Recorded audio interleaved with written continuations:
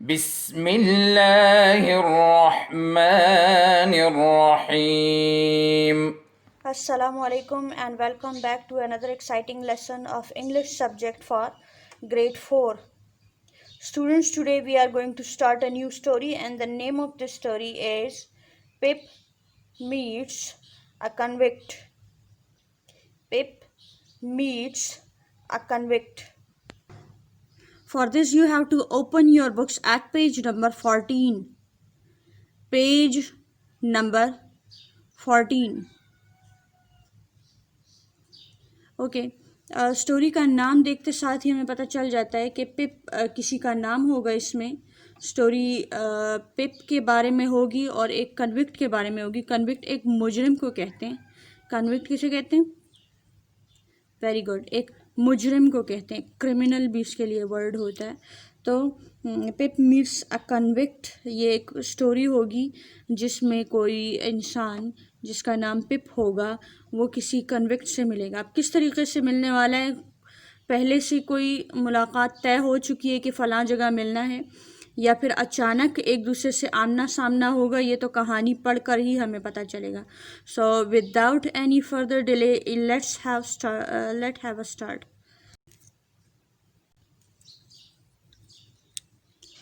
Now in this picture you can see that a boy is standing beside a grave. एक बच्चा कब्र के पास खड़ा है और उसके एक्सप्रेशंस आप देख सकते हैं कि he is very sad. He is very sad. Let's start the story. My father's family name is Pirip. My father's family name is Pirip. अच्छा, फैमिली नेम को अगर हम कॉमन वर्ड्स में डिस्क्राइब करना चाहें तो एक कोई नाम आपके नाम के साथ ऐसा होता है जो आपकी फैमिली के साथ चला आता है। कुछ लोगों के नाम के साथ खान जुड़ जाता है तो वो उसके साथ चलता जाता है। कुछ लोगों के साथ सैयद का वर्ड होता है। कुछ लोगों के नाम के साथ चौधरी का वर्ड ऐड हो जाता है जो उनका फैमिली नेम होता है। सरदार, मलिक या इस तरह के जितने नाम होते हैं तो वो उनका फैमिली नेम होता है। तो बाप के नाम के साथ भी वो नाम होता है, बेटे के नाम के साथ भी, और फिर उसके बेटे मतलब पोते और फिर परपोते के नाम के साथ भी वो वर्ड फिर यूज़ हो रहा होता है। तो यहाँ पर जो फादर्स फैमिली नेम है वो है Pirrip. And my first name is Philip. My first name is Philip. अच्छा, PH आपको F साउंड दे रहा है। Philip. Philip. My first name is Philip मतलब मेरा नाम फिलिप है और family name Pirrip. So my full name is Philip Pirip. But as a child I couldn't say either. But मैं एक छोटा बच्चा था तो ना मैं फिलिप बोल सकता था और ना मैं पिप बोल सकता था। सो आई कॉल्ड माई सेल्फ पिप।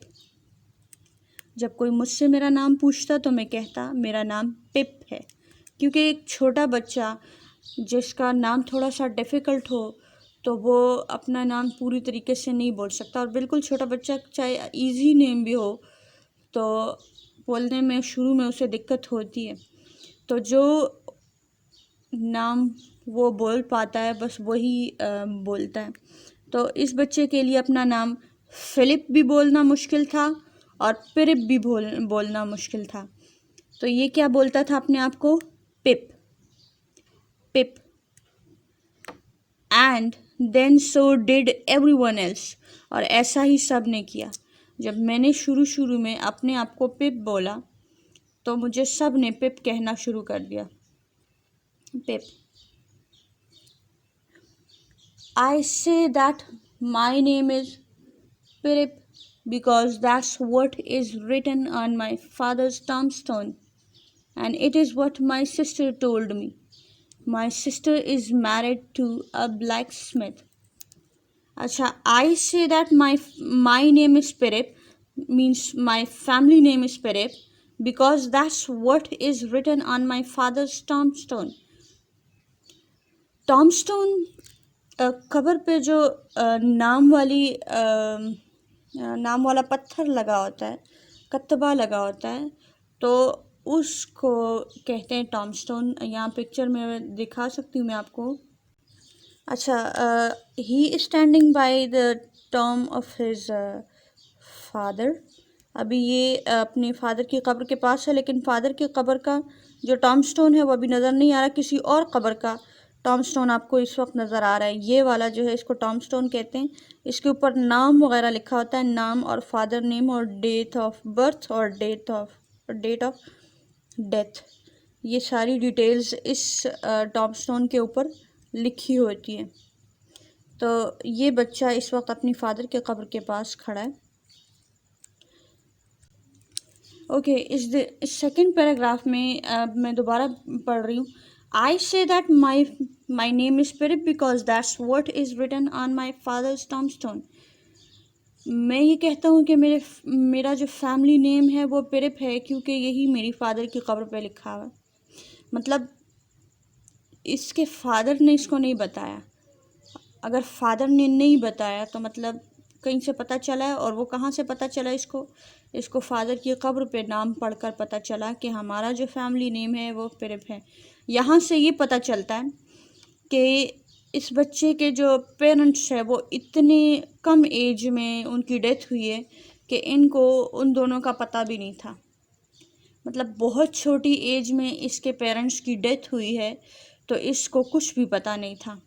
तो अभी जाकर इसको इसकी सिस्टर ने बताया कि तुम्हारा नाम फिलिप है और तुम्हारा फैमिली नेम पिरिप है। एक तो इसे सिस्टर से पता चला और एक इसे फादर टॉम्बस्टोन से पता चला। टॉम्बस्टोन पे नेम और फैमिली नेम सारा कुछ लिखा होता है, तो वहाँ से मुझे पता चला कि हमारा फैमिली नेम पिरिप है। My sister is married to a blacksmith. मेरी बहन की शादी एक लोहार से हुई है। My sister is married to the blacksmith. मेरी सिस्टर की शादी एक ब्लैक स्मिथ से हुई है, आयरन स्मिथ से हुई है, लोहार से। लोहे की चीज़ें बनाने वाले आदमी को आयरन स्मिथ या ब्लैक स्मिथ कहते हैं। We lived in a marshy area. We lived in a marshy area.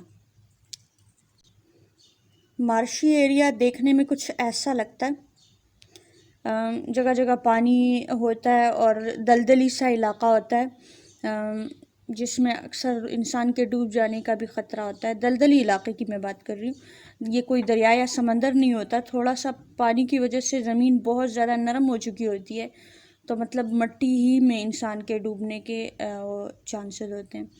तो दलदली सा इलाका होता है ये, ठीक है। पानी पानी होता है जगह जगह पर, और थोड़ा थोड़ा सा एरिया जो होता है वो इस तरह कवर्ड होता है ग्रास से। So the boy is telling us that we live in a marshy area. Marshy area मैंने आपको दिखाया, उसकी एक इमेज दिखाई मैंने आपको। तो मार्शी एरिया के पास कहीं रहते थे, down by the river. Bye the river means near a river. Bye the river means near a river, a few miles from the sea। a few miles from the sea मतलब समंदर से कुछ मील दूर, ठीक है। Okay, miles are a bigger distance than kilometre. Kilometre से थोड़ा ज़्यादा फासला होता है माइल्स, ठीक है।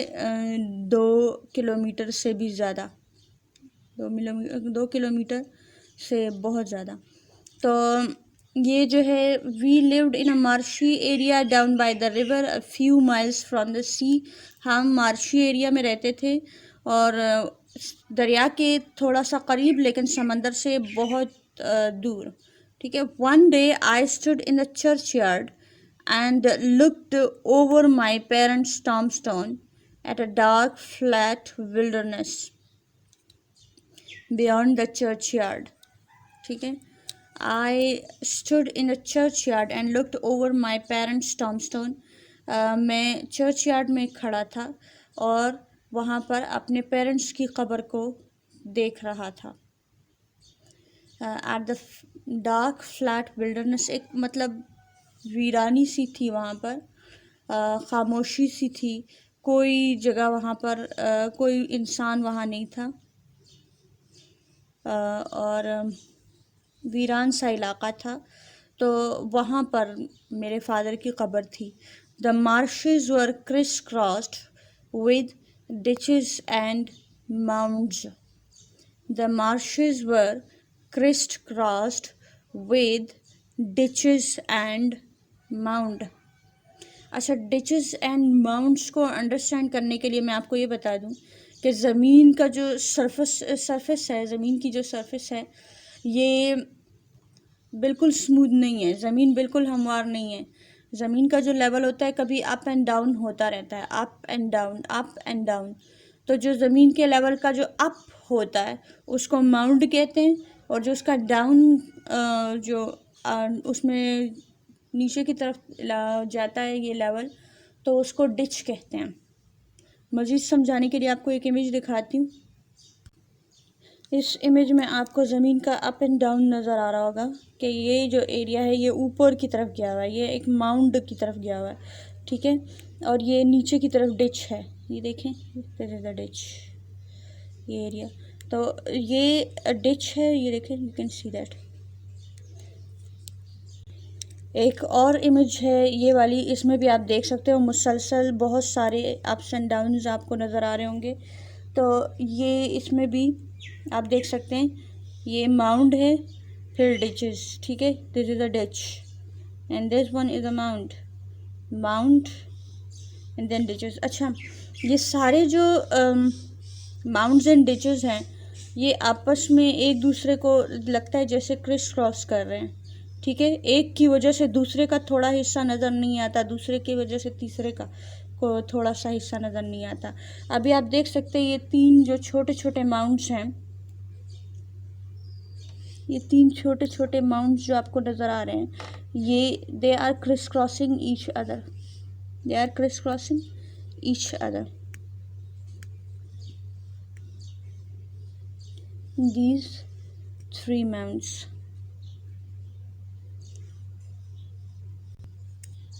तो ये जो अभी इमेज मैंने आपको दिखाई, ये समझ ले कि ये पिप के गांव की ही तस्वीर थी, और वहाँ पर जो मार्शेस थे उसके इर्द गिर्द जितने भी डिचेस एंड माउंट्स थे वो बहुत करीब करीब थे। देवर क्रिस क्रॉसिंग ईच अदर, ठीक है। क्रिस क्रॉस ये होता है कि एक की वजह से दूसरे का थोड़ा हिस्सा नज़र नहीं आता। आपने कभी पहाड़ों को देखा होगा कि पहाड़ जो होते हैं उन सामने वाले पहाड़ की वजह से पीछे वाले पहाड़ का थोड़ा थोड़ा हिस्सा भी आपको नज़र नहीं आ रहा होता, ठीक है। So in the distance I could see the grey line of the river and then far away the sea. It was a cold day. In the distance, थोड़ा सा दूर, I could see the grey line of the river. I could see the grey line of the river का मतलब है कि मुझे river नज़र आ रहा था, लेकिन रिवर जब दूर से नज़र आ रहा होता है तो वो एक लाइन नज़र आ रहा होता है। वो पूरा रिवर तो नहीं नज़र आता, लेकिन एक लाइन सी नज़र आ रही होती है कि वो ग्रे लाइन जो है वो रिवर है। एंड देन फार अवे, और फिर उससे भी दूर समंदर नज़र आ रहा था। It was a cold day, बहुत ठंडा दिन था, मतलब सर्दी का दिन था, सर्दी का मौसम था। इसी पेज को मैं अब दोबारा पढ़ने लगी हूँ, लेकिन इस पेज को दोबारा पढ़ते हुए मैं आपको एक और बात बताना चाहती हूँ कि आपने इसमें एडजेक्टिव्स ढूंढने। एडजेक्टिव्स ऐसे वर्ड्स होते हैं जो किसी चीज़ को डिस्क्राइब करें, ठीक है। किसी भी चीज़ को डिस्क्राइब करने वाली चीज़ को एडजेक्टिव कहते हैं। और मैं एडजेक्टिव की बात इसलिए भी कर रही हूँ क्योंकि ये चैप्टर जब एंड होगा तो हम एडजेक्टिव को पढ़ेंगे, तो उसको ज़्यादा अंडरस्टैंड करने के लिए हम इस पूरे चैप्टर में सारे एडजेक्टिव्स को फाइंड आउट करेंगे, ठीक है। So my father's family name is Pirrip, my father's family name is Pirrip and my first name is Philip, but as a child I couldn't say either. But मैं बच्चा था तो मैं ये दोनों नाम नहीं बोल सकता था।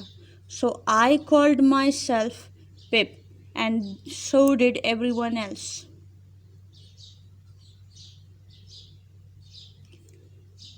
I say that my name is Pirip because that's what is written on my father's tombstone, and it is what my sister told me. My sister is married to the blacksmith. We lived in a marshy area. अच्छा, यहाँ पर कुछ words आपको ऐसे मिलेंगे जो कि दूसरे को डिस्क्राइब करेंगे। तो एरिया किस किस्म का एरिया है? मार्शी एरिया है। So marshy is an adjective. Adjective, ठीक है, adjective.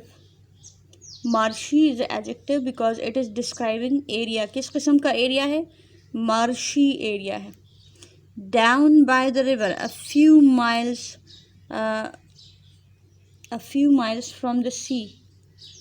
One day I stood in the churchyard and looked over my parents' tombstone at the dark, flat wilderness. Dark भी एडजेक्टिव है जो उस एरिया को describe कर रहा है, जो उस इलाके को डिस्क्राइब कर रहा है कि वीरान सा इलाका है, ठीक है, और वहाँ पर कोई नहीं था। तो डार्क भी है और फ्लैट भी है, ठीक है। तो डार्क और फ्लैट भी डिस्क्राइबिंग वर्ड है। Beyond the churchyard the marshes were Chris crossed with ditches and mounds. The marshes were crisscrossed with ditches and mounds. In the distance I could see the grey line. किस किस्म की line थी? Grey line of river, and then far away the sea. Far away the sea. Far away मतलब दूर। अच्छा, दूर भी describing word है जो डिस्क्राइब कर रहा है कि समंदर कहाँ पर था। It was a cold day. किस किस्म का दिन था? ठंडा दिन था। तो कोल्ड भी डिस्क्राइब कर रहा है डे को, मतलब उस दिन के मौसम को डिस्क्राइब कर रहा है, ठीक है। तो हमने यहाँ पर कितने एडजेक्टिव्स ढूंढे? पहले से तो था फैमिली नेम, मतलब किस किस्म का, कौन सा name? Family name. First name में फर्स्ट जो है वो डिस्क्राइबिंग वर्ड है। आगे मार्शी एरिया में मार्शी, मार्शी एरिया में मार्शी एडजेक्टिव है, ठीक है। Then dark flat wilderness. Dark flat, dark और फ्लैट ये दोनों एडजेक्टिव्स हैं, ठीक है। और जो नेक्स्ट हमारे पास था यहाँ पर ग्रे लाइन। वैसे ग्रे नेम है कलर का, लेकिन ये लाइन को डिस्क्राइब कर रहा है फ़िलहाल, तो यहाँ ये ग्रे एडजेक्टिव है। सेकंड लास्ट लाइन में आप देखें, ग्रे लाइन, ग्रे एडजेक्टिव है। देन फार, फार दूर को कहते हैं, और दूर या नज़दीक ये जो अल्फाज होते हैं ये भी डिस्क्राइब कर रहे होते हैं किसी चीज़ को, तो ये भी एडजेक्टिव्स होते हैं। It was a cold day, तो कोल्ड भी एडजेक्टिव है। आज के लिए इतना काफ़ी है। आपने ये जो पेज नंबर 14 पे जितनी भी स्टोरी मौजूद है इस सब को घर पे रीड करना है। किसी किस्म की कोई प्रॉब्लम, कोई कंफ्यूजन हुई तो आप क्वेश्चन पूछ सकते हैं, हम आपको आंसर करेंगे। आज के लिए इतना काफ़ी है। Have a nice day. Allah हाफ़िज़। اللهم انفعنا بما علمتنا وعلمنا ما ينفعنا وزدنا علما.